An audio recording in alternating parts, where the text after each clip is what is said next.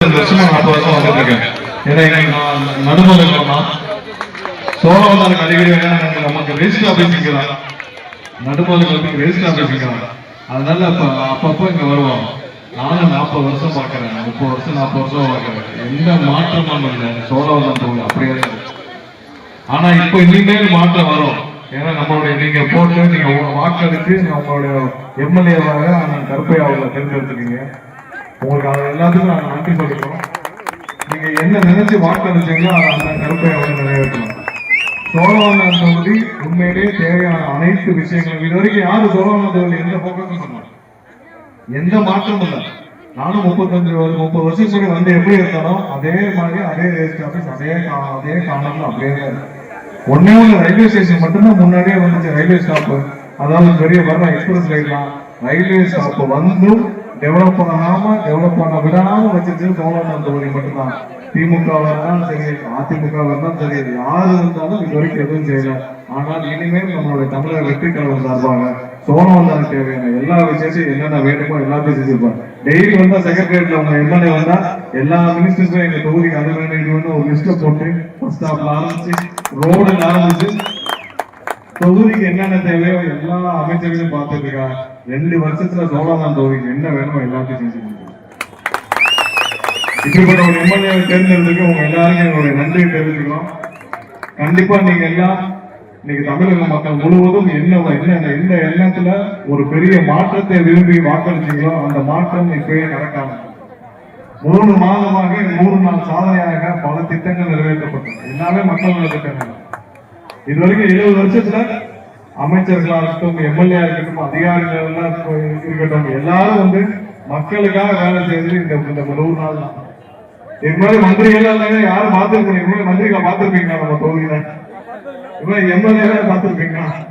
எல்லா தொகுதியும் மந்திரியை பார்த்திருக்கிறேன், கவுன்சிலையும் பார்த்திருக்கிறேன், எம்எல்ஏ பார்த்திருக்கிறேன், யாரையும் பார்த்திருக்கேன். ஏன்னா ஜெயிச்சதோட சரி போயிடுவாங்க. ஜெயிச்சதோட அதுக்கப்புறம் அவங்களுக்கு தொகுதிக்கு சம்பந்தமே இருக்காது. அப்புறம் 5 வருஷம் சொல்லுவாங்க 500, 1000, 2000 அப்ப இருக்கிற மார்க்கெட் ரேட் இருக்க பக்கம் காசை கொடுத்துட்டு ஜெயிச்சுட்டு போயிட்டே இருப்பாங்க. இதுதான் நடந்தது. இனிமேல் அப்படி மக்கள் நீங்க விரும்பி தேர்ந்தெடுத்த அரசியல், நீங்க எல்லாம் விரும்பி அண்ணன் விஜய் அவர்கள் முதலமைச்சராக வேண்டும் என்று தேர்ந்தெடுத்தீங்க. நீங்க உங்களுடைய அரசு, உங்களுக்கான அரசு, உங்களுக்கான வேலையை மட்டும்தான் முதல்வர் செஞ்சிருக்காங்க.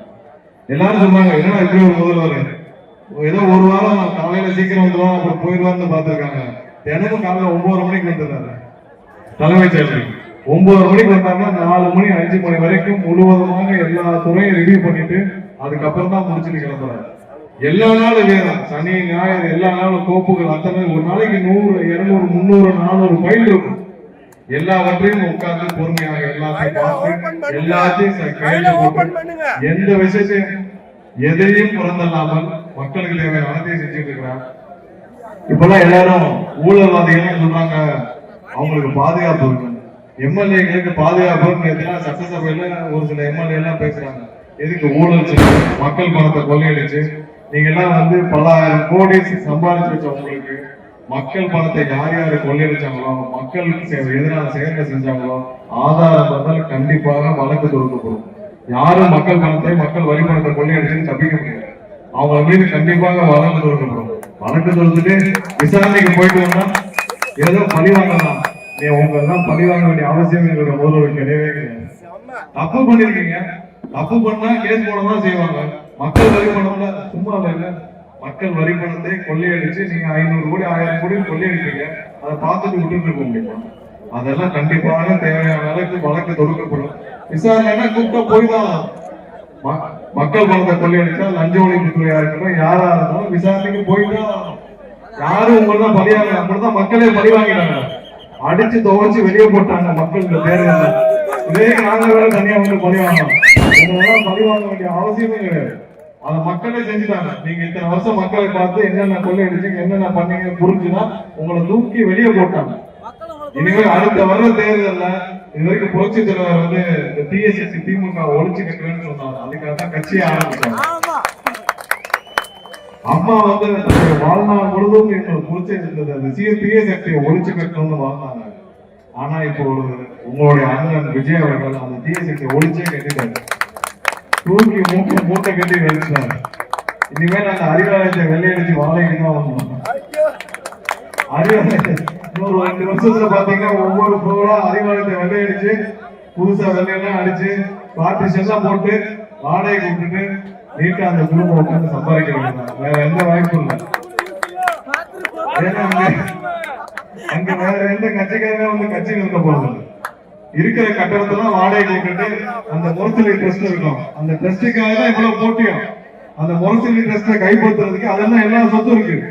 அந்த முரசொலி ட்ரஸ்ட யாரு கைப்பற்றுறது? எந்த குடும்பம் கைப்பற்றுறது? அந்த குடும்பத்தை கைப்பற்றிட்டு இருக்கிற வாடகைலாம் வாங்கிட்டு சந்தோஷமா இருக்கிறதா அவங்க வேலையை. இன்னும் 2 வருஷம் அப்படிதான் இருக்கு. அறிவாளத்துல வெள்ளை அடிச்சு வாடகை கொடுத்துட்டு வேற வேலையை பார்க்க போயிடுவாங்க. நம்மளுடைய முதல்வர் உங்களுடைய அண்ணன் விஜய்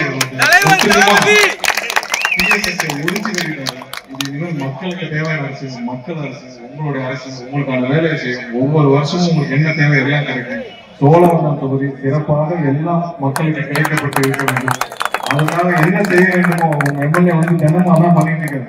தினமும் வந்தா ரோடு அது இது கேட்டுட்டே தான் இருக்கிறாரு. நாங்களும் எங்களால முடிஞ்ச அனைத்தையும் செய்வோம்.